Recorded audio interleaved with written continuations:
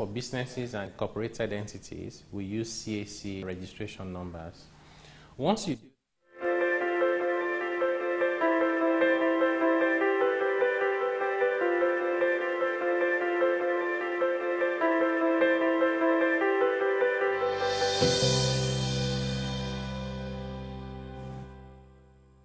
I sincerely apologize for coming to you behind schedule. Welcome to Politics Tonight. Thank you so much for joining us this evening. I am Olajumoke Olatunji.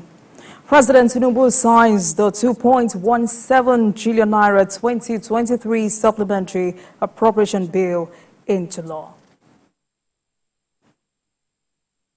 We'll take a break and we will be right back. Welcome to Politics Tonight. Please stay with us.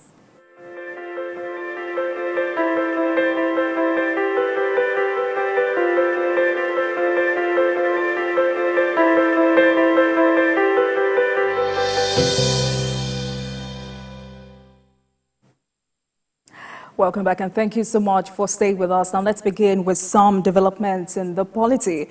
President Bola Tinubu has signed into law the 2.17 trillion naira 2023 supplementary budget, which was recently passed by the National Assembly. President Tinubu signed the bill at the State House, Abuja, in a short ceremony that had in attendance the President of the Senate, Senator Godswill Akpabio, and the Speaker of the House of Representatives, Tajuddin Abbas. Other dignitaries that witnessed the signing of the budget are the Secretary to the Government of the Federation, George Akume, the Minister of Budget and Economic Planning, Atiku Bagudu, and the Chairman of the Federal Inland Revenue Services, Zak Adedeji, among others. A Federal Capital Territory FCT High Court sitting in Maitama has granted bail to the former governor of the Central Bank of Nigeria, Godwin Emefiele. Terms of the bill are that he should be released to his counsel, Matthew Baku, a senior advocate of Nigeria SAN, who is to produce him for arraignment on the 15th of November. Emefiele is to deposit his passport with the court, as well as his other traveling documents. The presiding judge, Justice Olukayode Adeniyi, said the fact that the applicant is scheduled to be arraigned is speculative and there must be an end to detention without trial. The former CBN governor had filed a fundamental rights enforcement suit against the federal government and the Economic and Financial Crimes Commission, EFCC, challenging his unlawful detention.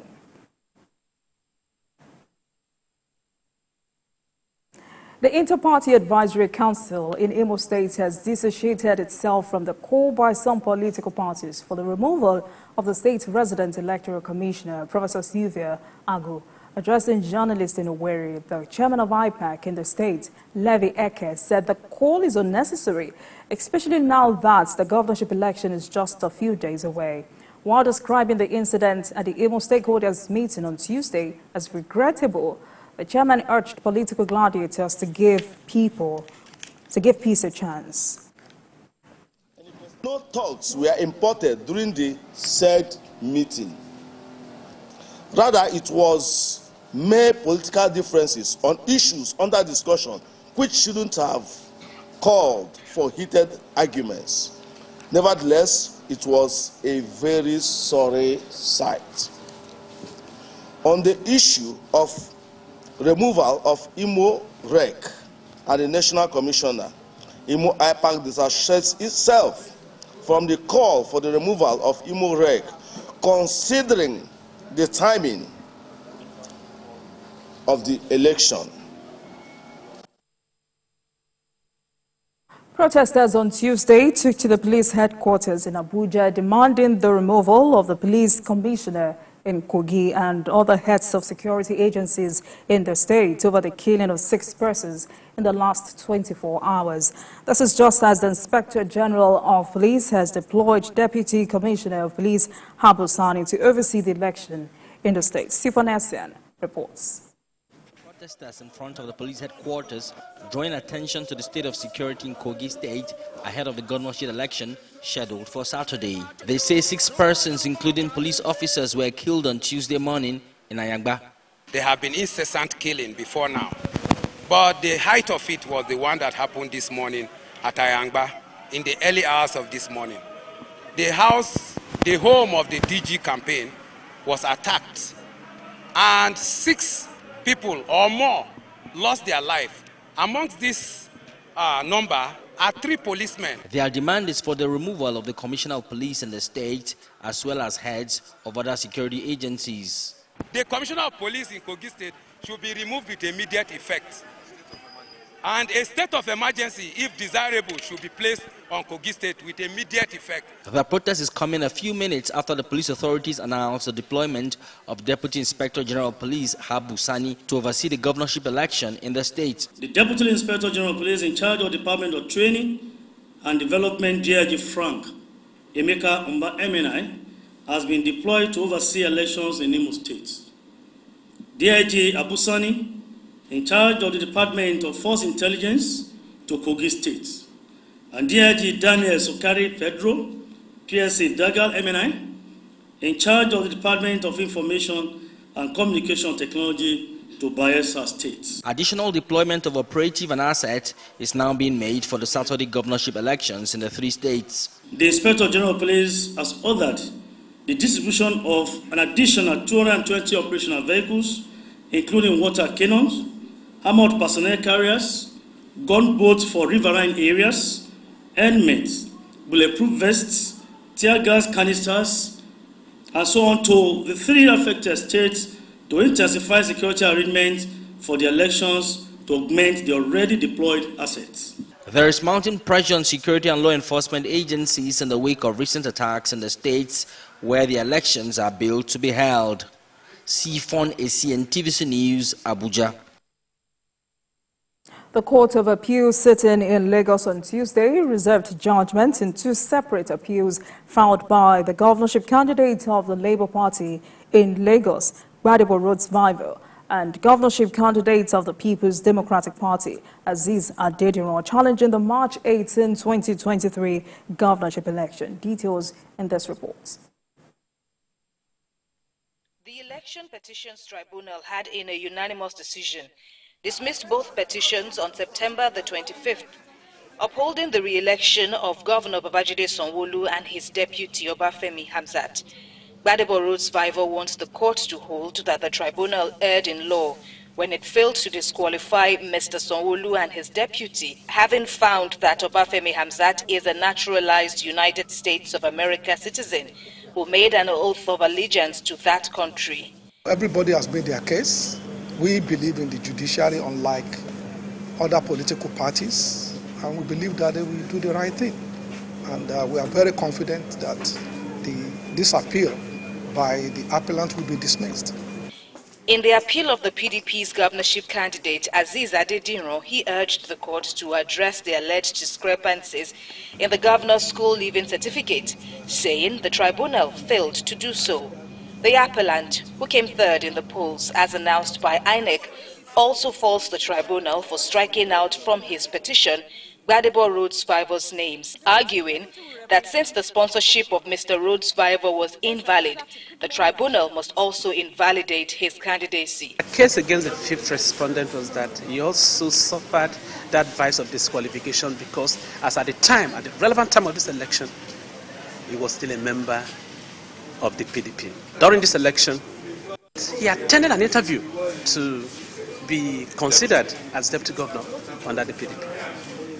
And that so long as PDP didn't sponsor him for that election, that by section 177C of the 1999 Constitution, he too stood disqualified. But counsel to Mr. Sanwo-Olu and Hamzat submit that the appellants didn't prove anything before the tribunal, and so no burden shifts to the respondents to disprove any fact. In its response, Justice Yaga Tanimpa, who heads the appellate panel, supported by Justices Samuel Adebola and Paul Bassi, held that a date to deliver its judgment will be communicated to all parties. Kemi Foladeyemo, TVC News, Lagos. Let's take a short break, and when we return, it will be time to speak with our guest of the day, Ken Okolubo, who is a public affairs analyst, as we focus on the off-cycle elections in Kogi, Bayelsa, and Imo State. Please stay with us. We'll be right back.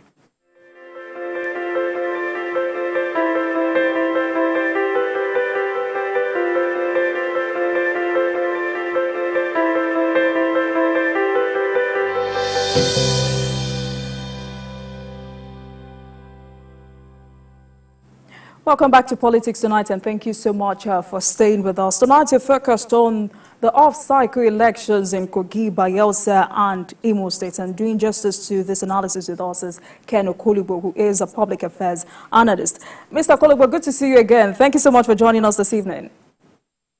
It's my pleasure. Right. So it's less than 3 days to this off-cycle elections in these 3 states. How would you describe the race so far? Well, it's been quite interesting, especially in Kogi.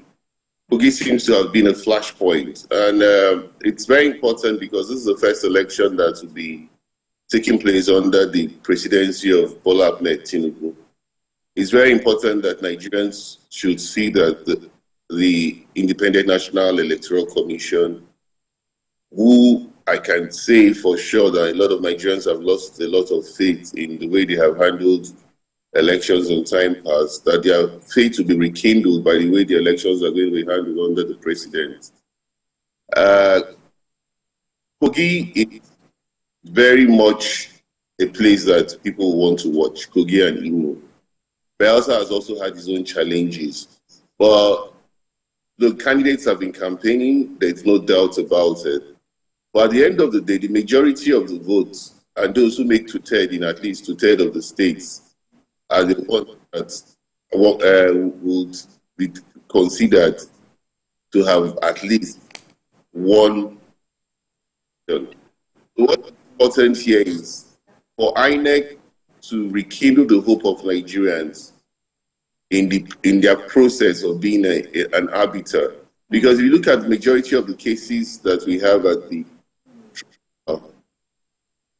and also at the Court of Appeal, you realize that so much of this case have been as a result of, and not as a result of, the various political parties. And that is one aspect that INEC would not lose sight of. Because any result that is declared by INEC, there's always that preponderance of it being correct. It's the irrebuttable will only come when you go to the tribunal or you challenge the process in the court. So looking at the kind of elements that have played out in these 3 states in the past few weeks, I mean, many people are apprehensive that this election will be characterized by violence. How worried about violence are you? Yeah, the build-up in Kogi is quite impressive. But it's a sad development because normally we shouldn't have the army at every point in time being called in. The police are the natural people who are supposed to provide security in situations like this. Especially the fact that these are off-season elections. And so by the time you now see that the military deployment in both Imo, in both Kogi, in both Bayelsa, it tells you the story of how desperate our politicians are. It's worrisome, but if you look at it, the elections are taking place in only 3 states. And elections normally should take place in 36 states. So since these are all off-season elections, it is expected that the Inspector General of Police and the Chief of Army Staff and the National Security Advisor, more importantly, who is going to be put to test in these first elections are going to be held under his watch, would put everything in place to ensure that the voters are protected, people can come out to exercise their franchise without fear and without intimidation, and the votes will count because the process of voting starts from that 8 o'clock in the morning when you start accreditation up until 3 p.m. most likely when most of voting ends. So a lot depends on the circumstances. So, I mean, INEC has said it is doing everything possible to make these elections as credible enough. But when you look at all of these preparations and administration, how would you rate INEC's preparation? Well, they've told us that the non-sensitive and the sensitive materials have arrived all the states. They said they have recruited thousands of ad hoc staffs, more or less like those who are going just to be used for the quasi-election purpose. and they have also the INEC staffs. So every time INEC tells you they're ready, well, by the time the elections finish, politicians will naturally cry out anyway, though some of them are bad losers. But INEC should at least upload these results on their IREF portal. We know the IREF portal is not the only system with which you can collate results, but it is important that Nigerians will see the process as free and fair when you collect the results and you upload the results immediately, because people have that confidence that when results are uploaded, you can't change them. And so if they're able to upload these results in real time, knowing that these elections are just for 3 states, they would also have shown that they are ready to be transparent. And if they ensure that the beavers is used in accreditation, it becomes very difficult for you to manipulate. We have seen it that even though people have condemned it and said, oh, we haven't really seen the difference in the beavers, but we must all call a spade for those who are politicians, that the beavers made a difference in the last elections. So those are the things that they must ensure. And again, the machines should not fail, because we expect this to be just 3 states. So we're not talking about 36 states of the Federation. So INEC has an uphill task to ensure that these 3 things work, at least to a large extent, that people can see and accept it, that these votes, or the votes that have emanated from the elections of November 11th, are seen as credible, and to a large extent is acceptable to the majority of those who would have participated in the process. All right, so to add to what you have said, INEC has promised to upload results on IREF this time, but how do you advise electorate to manage their expectations? What the electorates will do is a lot depends on them. First, you must leave very early in the morning. If you really want to cast your vote for the candidate of your choice, you have to leave your house very early in the morning. You have to be patient enough to go through accreditation. After voting, there's always that advice that you should wait to ensure that your votes count and your votes are uploaded before you go. Because once your votes have been uploaded, it becomes very difficult for even the politicians to change the figures during collation. Because most of the time, when these changes happen, is at the collation center. The form EC8A is the most important form in the process of any election. Once you can have your form EC8A, which is given to your agents, you can even sure out winning your case. I mean, you don't expect that you want to go to court, you want to win your elections on the same day. But once you have your form EC8A, even before collation is done, you can tell if you have won the elections or you have lost the elections. So you must ensure that you have agents who are also credible. Because in some cases, these agents are bought over. And when these agents are bought over, you find that some of them will not even come with the EC8A results. So those are the processes that the voters must also put in place to ensure they give credibility to the process. All right, Mr. Okolugbo, kindly hold on while I bring in my second guest. He is Julius Bokoru, the Secretary, APC Campaign Council, Media and Publicity Directorate, Bayelsa State. Thank you so much for joining us, Mr. Julius. Welcome to Politics Tonight. Yeah. Right, so it's less than 3 days to the off-cycle elections in Bayelsa, Imo, and Kogi State. How will you describe the race so far in Bayelsa State?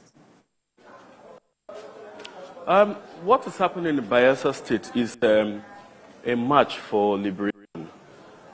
This is clearly more than an election, because the people have had 4 difficult years. The poverty level, the insecurity, and the general instability. So people are coming out in mass.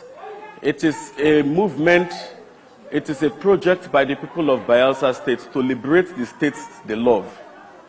So looking at November 11th, it is just a time for us to, as Bayelsans, make a statement that we cannot be a people who would tolerate anything subhuman. So I feel that that election is a liberation. It's more than an election. It's a movement. We are driving ourselves to development. We are taking the destiny of our states in our hands. So everything is looking very good. So let me direct this question to you. Many people are apprehensive that this election in your state will be characterized by violence. How worried are you? Yes, we are very worried, because if you see the event of, let me begin from Nembe, Basambiri. Last month, the IGP's SWAT team had to move in to chase out criminals that were there in Nembe Basambiri. They turned it to a banana republic, chased out paramount rulers, and turned the whole community upside down. And then the IGP and his team moved in and placed everywhere in order. Now, a few days ago, we had an event at Kolukumo-Pukuma local government area where thugs loyal to the state government went in and assaulted our supporters. So while on the one hand, they are looking at courts to hand over victory, on the other hand, which is like some sort of a plan B, they are hoping on violence. Violence is like a policy. So we are very worried. A peace accord between Chief Timepre Sylva and Governor Diri was signed today, but we are very worried. Can they keep up to that peace accord?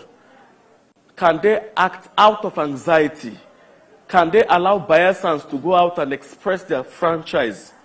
We are very worried about it, and we want the entire country to look into the case of Bayelsa State. We are concerned. Okay, so if a peace accord has been signed today, why are you still worried? What exactly are the issues? No, because we have a state government that is notoriously known for not keeping to agreements. So how do we know they will keep up to that agreement? How do we know they will not act out of threat, out of worry? They are the government in power. So naturally, they are a bit more apprehensive and more aggressive than we can ever be. We are the opposition party in this state. So how do we know their anxiety will not get the better of them? Because I've just mentioned the case of Nembe Basambiri. It took the IG to stop the carnage and the Stone Age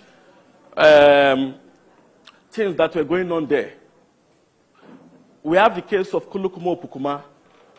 So we have credible, concrete evidence to show that these people have always been out for violence. And then they come up with this peace accord. Well, I'm very optimistic something can come out of it, but we should all hold ourselves to some account.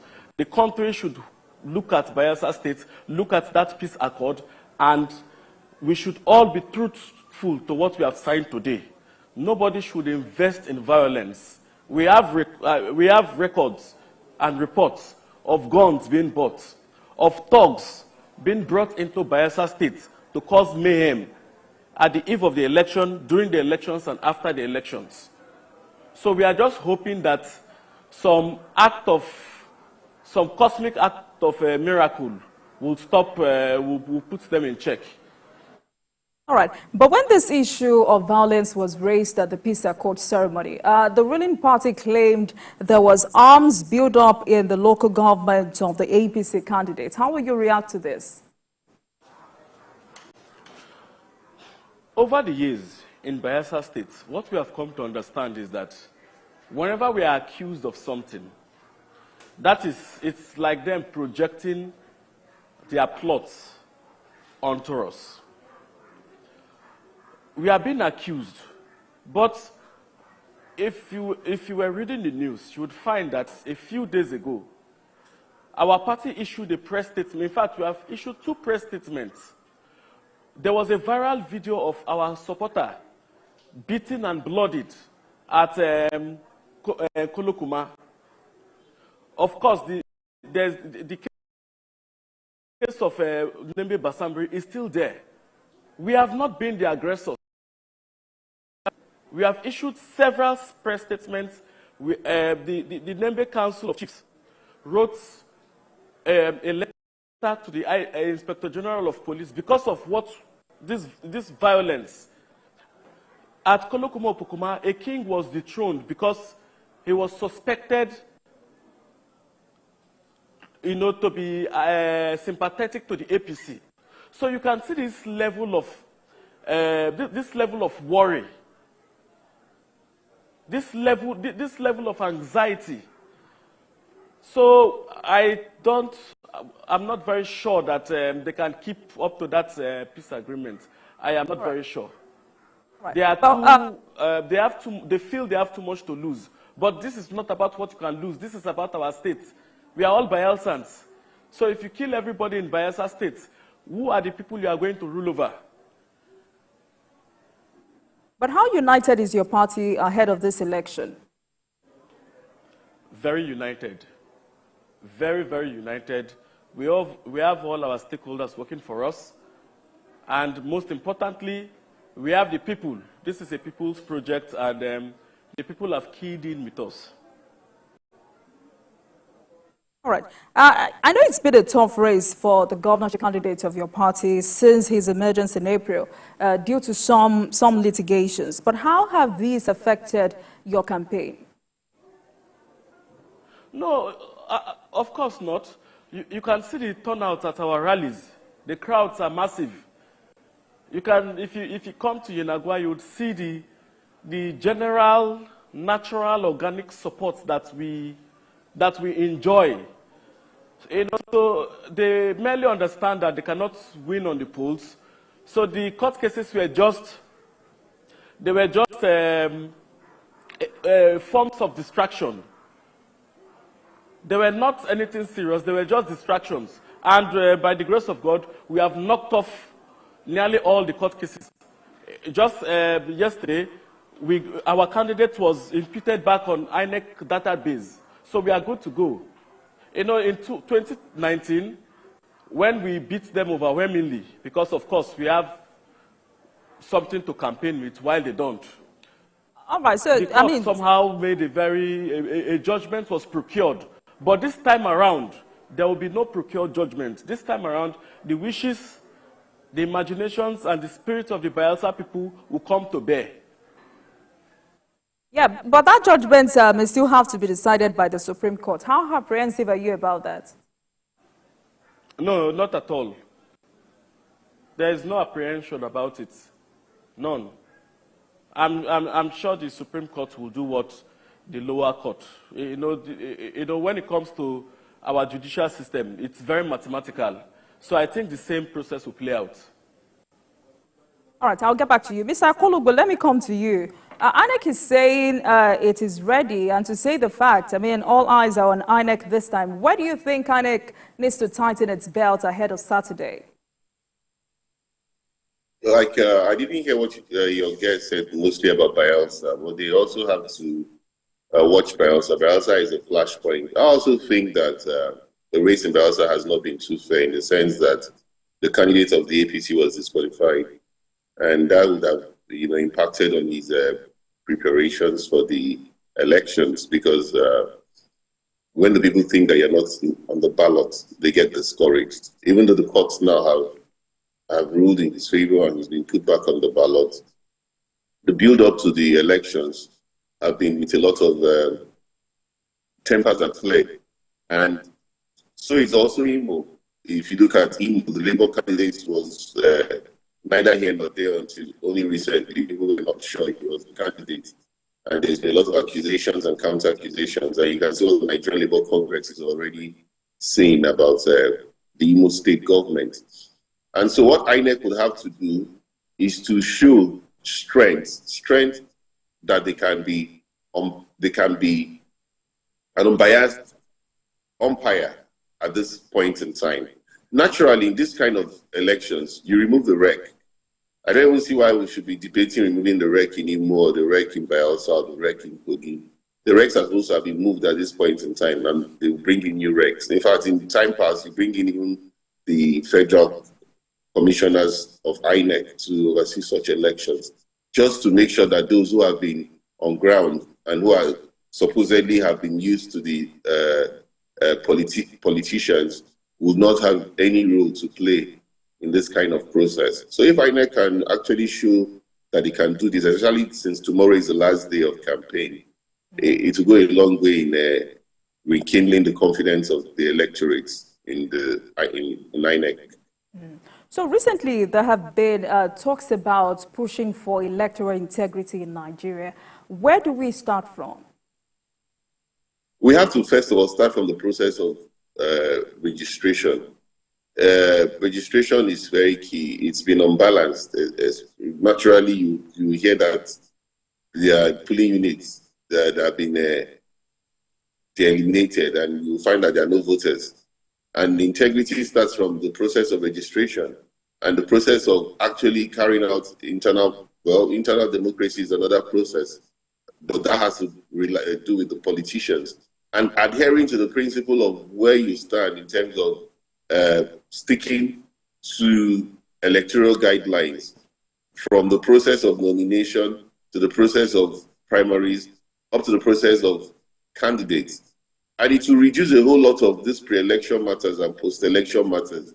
The kind of funds that have gone into pre-election and post-election matters has drained the nation's purse. Because if that money is spent on the economy, it will help to reflect the economy of this country, rather than using it in that process. So if the integrity is rekindled from the start of registration of voters up until the nomination of candidates, then we can actually say that we have seen a review, a holistic review. The Justice Wise report is one report that everybody has touted. But let us put our money where our mouth belongs.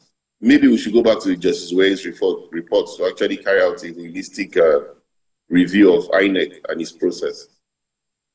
All right. Mr. Bokoro, let me come to you. Bayelsa State, as an oil-rich state, has just 8 local governments, but no evidence of development all this while. Your candidate is a former governor. What can he do differently this time?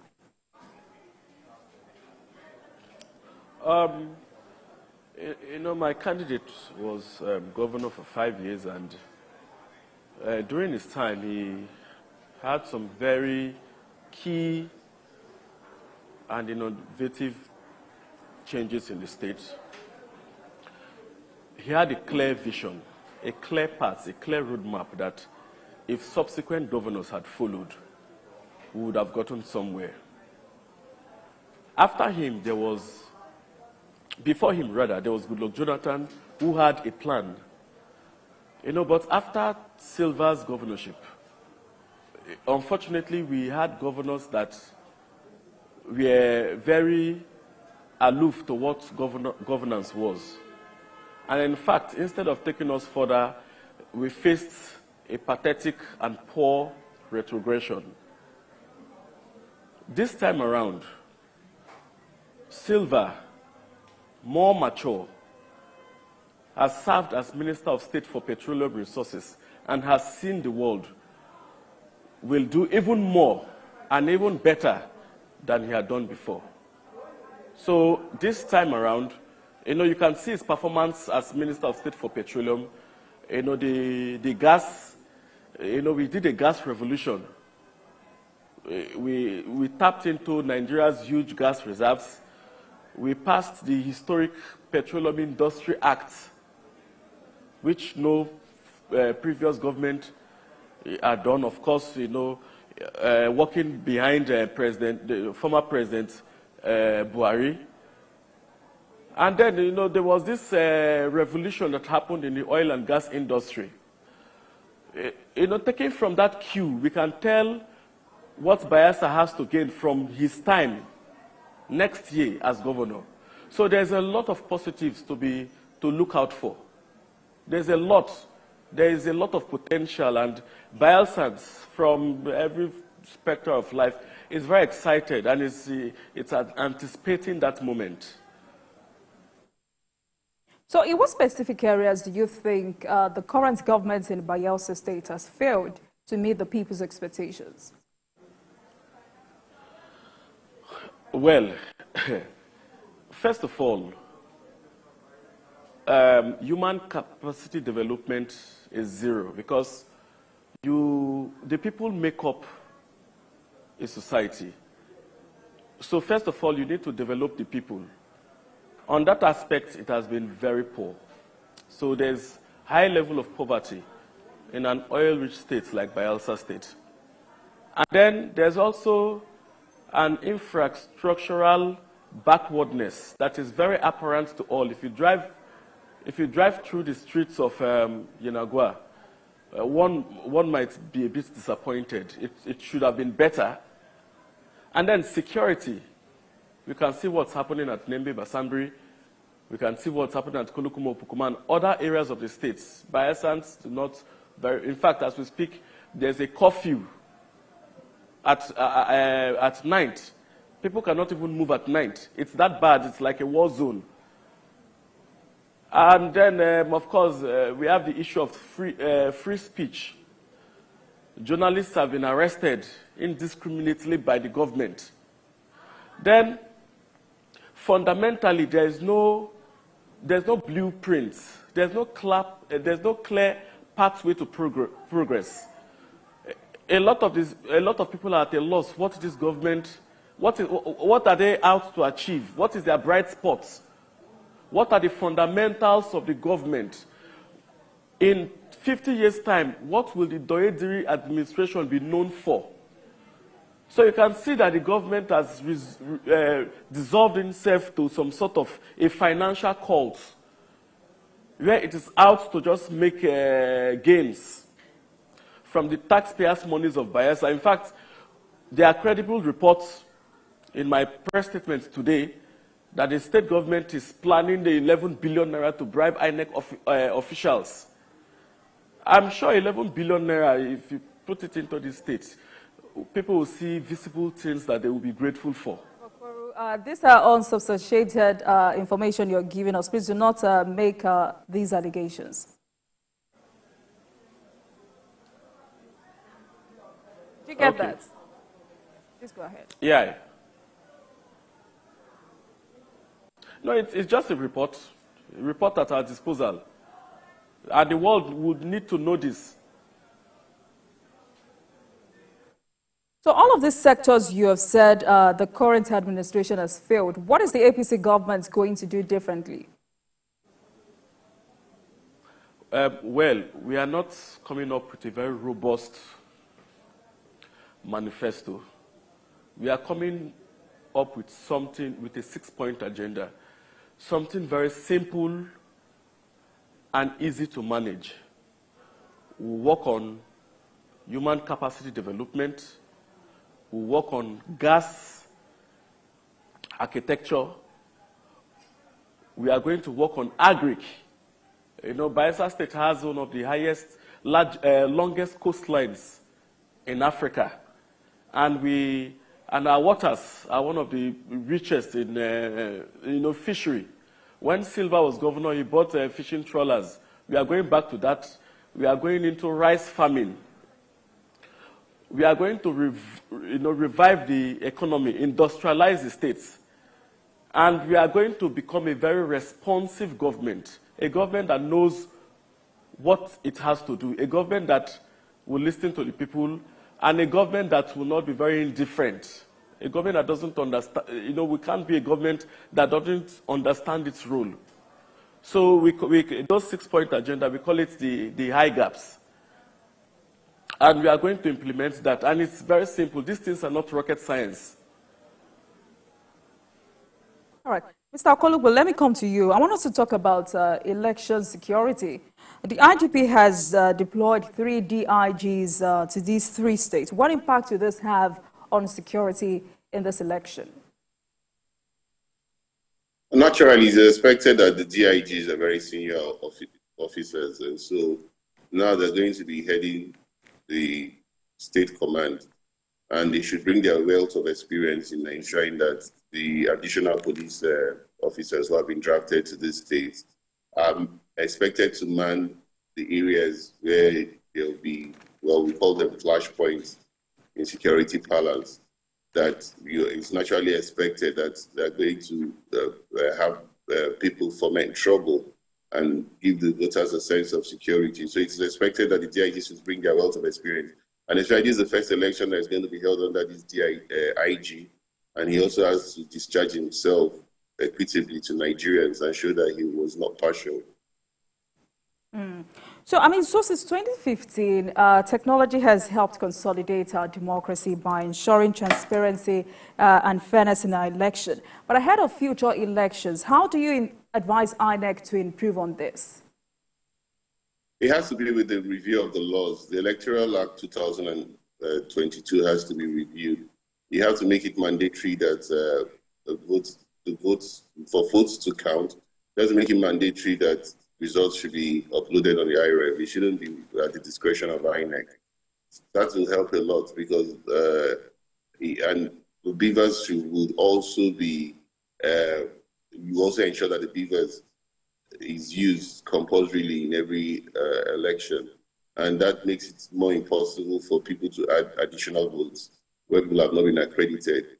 It's more of an electronic process if you allow the votes to be transmitted, and you'll record a huge success if that is done. It's not going to only be on the part of INEC, but a lot depends on the National Assembly to come out with Electoral Act 2024. Sorry, Electoral Act maybe 2026 prior to the 2027 election. So let's also talk about voter turnout. Always low according to fact and figures. How confident are you that we may have a better outing this time? Well, voters turnout is low because most people feel that their votes don't count. So the voters turnout depends on the confidence you're going to give the voters. When the voters believe that their votes will count, they will come out en masse. But when they see what is happening and they believe that if I vote and I go home and I hear a different result, then what's the use of going to participate in the election? So voters turnout will only increase if INEC does the right thing. Right. So, Mr. Bokoro, let me come to you. Just as I asked Mr. Okolubo, the IG has deployed 3 DIGs to these 3 states. So, for Bayelsa State, what impact do you think this will have on security? It's a plus. It will boost the morale of scared Bayelsans. A lot of Bayelsans, especially our supporters, have been a bit worried over the previous weeks, especially with the events that has happened. So with these deployments, it will give some confidence that people's rights, people's lives can be protected. So it's a very positive move, and as a party, we commend the IG for being that proactive. Right. So let's also talk about voter turnout. How confident are you that we may have something better this time? Earlier in this interview, I mentioned that this is not just an election, but a revolution. It is a movement. So the voter turnout will be very high, overwhelmingly high, and I expect it to be one of the greatest turnouts our state has ever received. You're on ground in Bayelsa State. Talk to us about INEC's preparation for this poll. How will you describe it? I think it has been fair so far, very fair.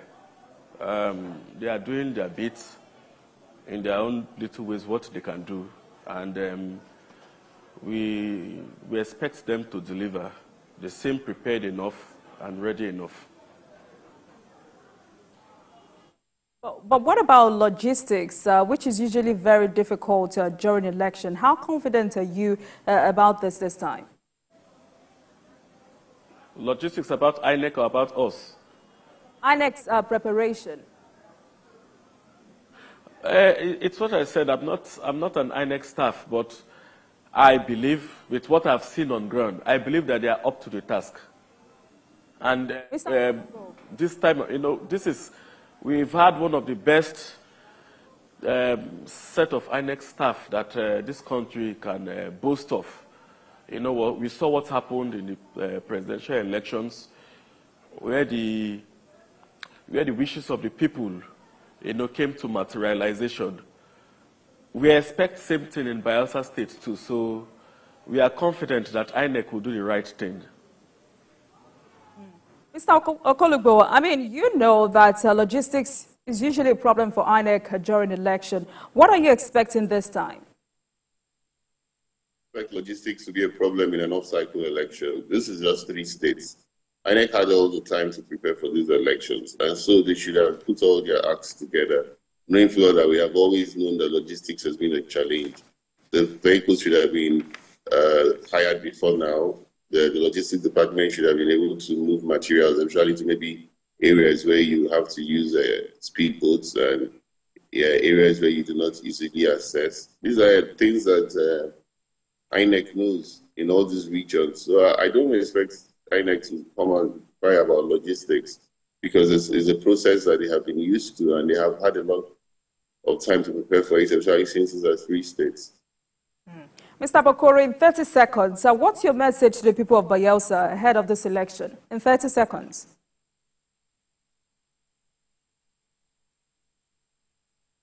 We have come with alternatives. We have come to our people, we have come to help liberate our state. And that is what we must do. It is our collective responsibility, all Bayelsans. We cannot continue this way. We cannot continue in this, in this very shaky and indifferent governance. So November 11th, I expect everyone. We expect everyone, and we are all coming out in mass. As you know, it is exemplified in the turnout in all our rallies to go and vote to make Sylva. All right. Thank you so much. I've been speaking with Ken Okologwo, Public Affairs Analyst. Also, Julius Bokoro, Secretary, APC Campaign Council, Media and Publicity Directorate, Bayelsa State. Thank you so much, gentlemen, for coming on Politics Tonight. Thank you. Thank you. Thank you so much. Thank you. Thank you very much for watching. That marks the end of today's episode of Politics Tonight. I am Olajumoke Olatunji. Good night.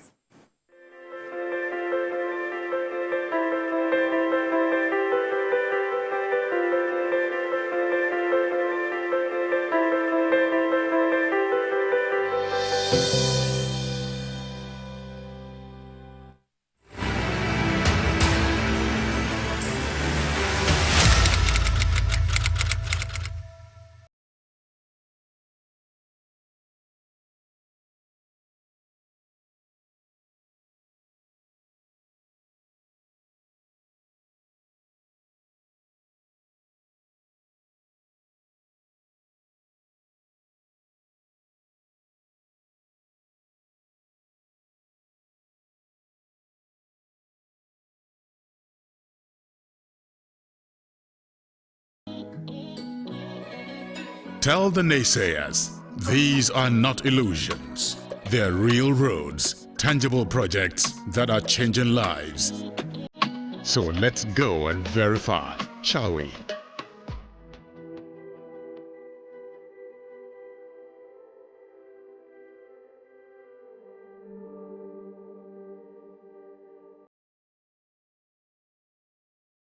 Seven years ago, Kogi State faced road despair.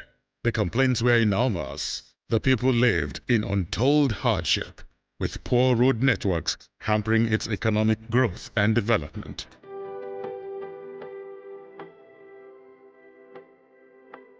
Then came Governor Yahaya Adoza Bello, an APC force. He listened, understood, and set a new direction for the state, working with a team of young, dynamic, forward-thinking Kogites. Today, Kogi's narrative has evolved, and our people are grateful.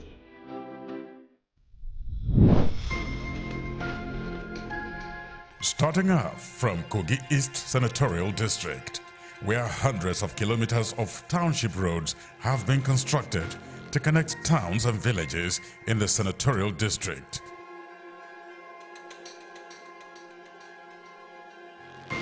The Anyigba Ejule Ida Road, a 55-kilometer stretch.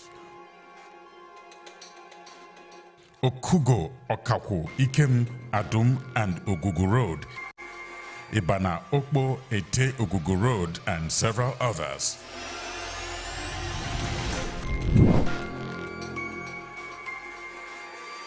Moving to Kogi West. The Okun people see landmarks: Kano Road, Feniti, Thomas Makun, St. Barnabas, and Adulukwa, to mention just a few, are major road projects that have brought smiles on many faces.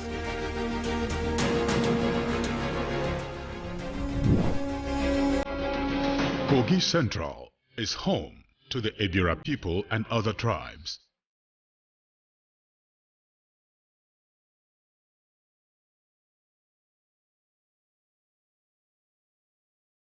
The Ganaja flyover is symbolic and a signature legacy project of the Yahaya Bello administration in Kogi State.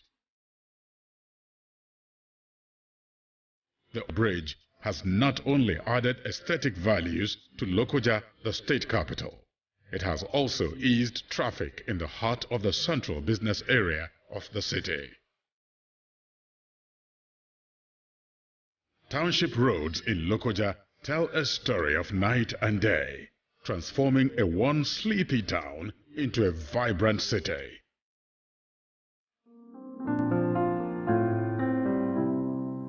So, let's talk continuity in the face of quality service delivery. Governor Yahaya Bello walks the talk with verifiable results. Why wouldn't you choose continuity and quality service with Usman Ahmed Ododo, a progressive force